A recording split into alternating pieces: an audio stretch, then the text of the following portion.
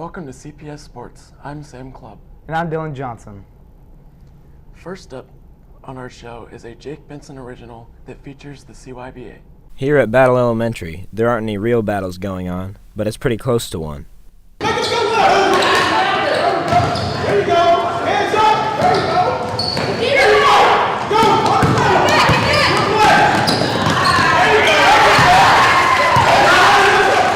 Go. This is CYBA, or the Columbia Youth Basketball Association.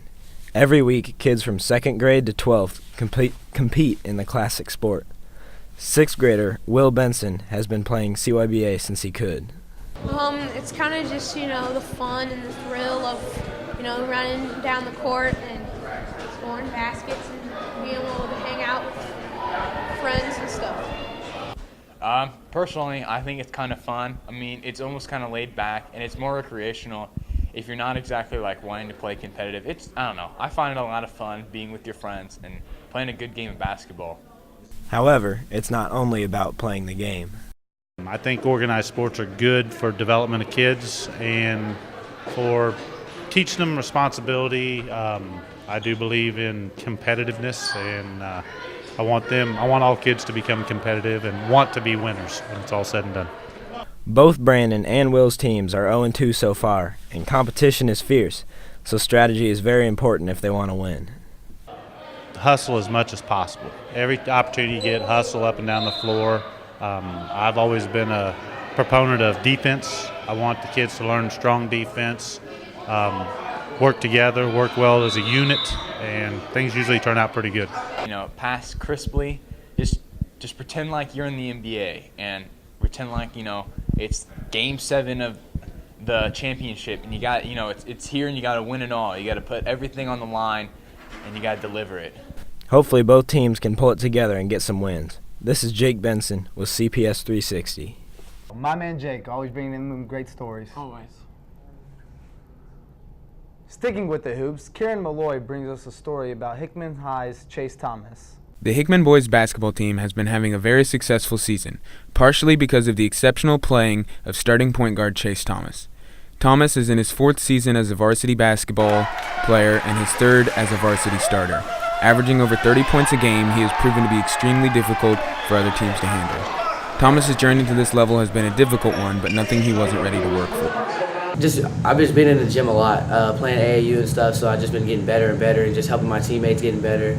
And I just feel like my shot's been getting better, and I grew a little bit. I'm sure I still grew a little bit, you know what I'm saying? And I've been lifting a lot, so getting a little bigger and gaining some weight. First-year head coach Cray Logan has been impressed by his performance thus far as a leader and a player. One of the biggest things is really his leadership skills. He has experience in the varsity program from the last couple of years, and that's something that a lot of our guys don't, just because we had a lot of seniors last year. So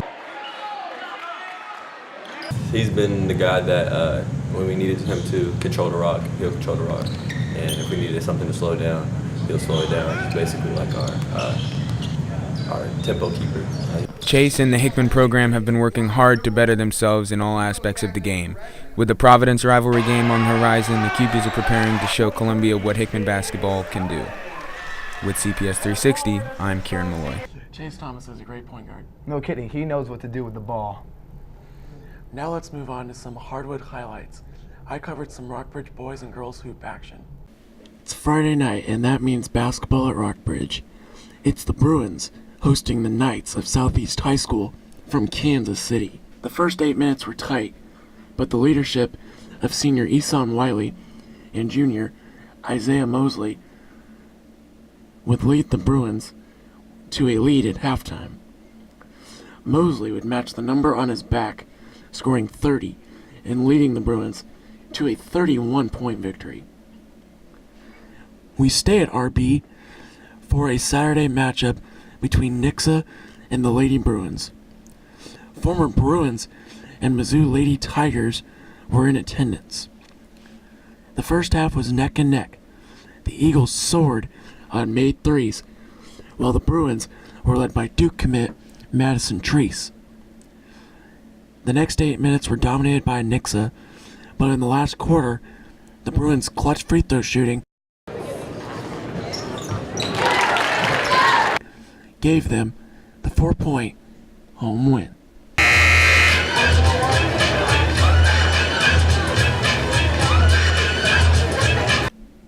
For CPS 360, I'm Sam Clubb. Rockbridge knows how to play. Yes, they do. Our last part of the show includes some Hallsville basketball highlights filmed by the Alex Weimer. We head down Providence for a crosstown ladies basketball matchup between the 13-3 Rockbridge Lady Bruins and the 13-2 Lady Hickman Cupies. The Lady Cupies are looking for their second win in 5 years in this round. They are led by All-State forward Nigel White, and the bulk of the Lady Bruins talent comes from Mizzou commit Ellie Brown.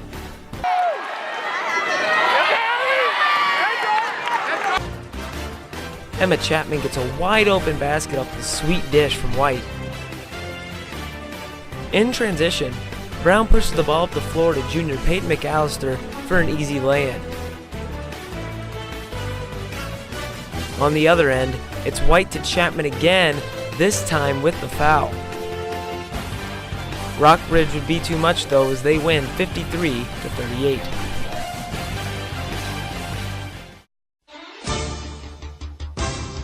We head 10 minutes northeast of Columbia where the Hallsville Lady Indians take on the Lady Bulldogs of South Callaway. The Lady Indians force an early turnover in transition. Freshman Ashley Gett grabs an offensive board and draws a foul. Senior Bulldog Lauren Marino draws a charge to swing the momentum. Hallsville coach Matt Heat looks on in frustration. Senior Indian Hannah Stevens gets a putback. Hannah Ricketts sets up a Stevens 3. She finished with 23 points. Hallsville pulls out a squeaker 64-60. That's it for this episode of CPS Sports. I'm Sam Clubb. And I'm Dylan Johnson. Thank you for watching, and we'll see you next time.